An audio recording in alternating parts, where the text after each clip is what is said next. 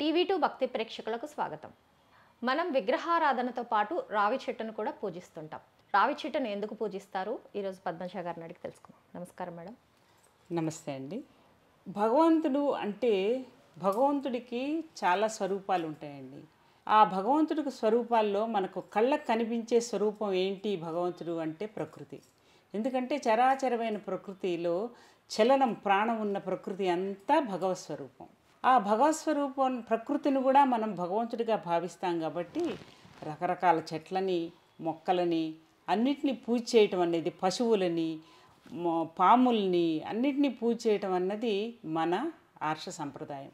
ఆ సంప్రదాయంలో ముఖ్యంగా తులసి చెట్టుని, రావి చెట్టుని, మర్రి ఇట్లా రకరకాల చెట్లని, వృక్షాలు ఏవైతే వేప చెట్టుని ఇట్లా అన్నది మన సంప్రదాయం.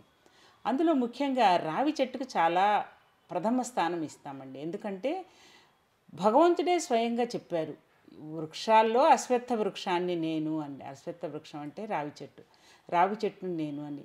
ఈ రావి చెట్టుకు ఉన్న ప్రత్యేకమైన లక్షణం ఏంటంటే ఊర్ధ్వమూలం అధశాఖ అంటారు.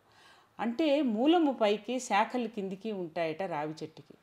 అందువల్ల ఆ రావి చెట్టుని పూజ చేయటం అంటే సాక్షాత్తు నన్ను పూజ చేయటమే. రావి చెట్టు అంటే విష్ణు స్వరూపమే అని అంటారు. అందువల్ల రావి చెట్టుని విశేషంగా పూజలు చేస్తూ ఉంటారు మన హిందూ సంప్రదాయంలో. రావి చెట్టు చుట్టూ ఎన్ని ప్రదక్షిణాలు చేస్తారు?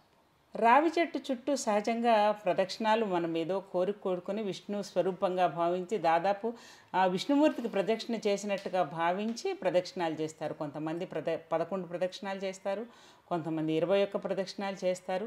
ఏవైనా ఒక కోరిక కోరుకొని సంతానం కోసమో లేకపోతే వంశాభివృద్ధి కోసమో ఇలాంటి వాటి కోసం రావి చెట్టు చుట్టూ ప్రదక్షిణాలు చేయటం పరిపాటి.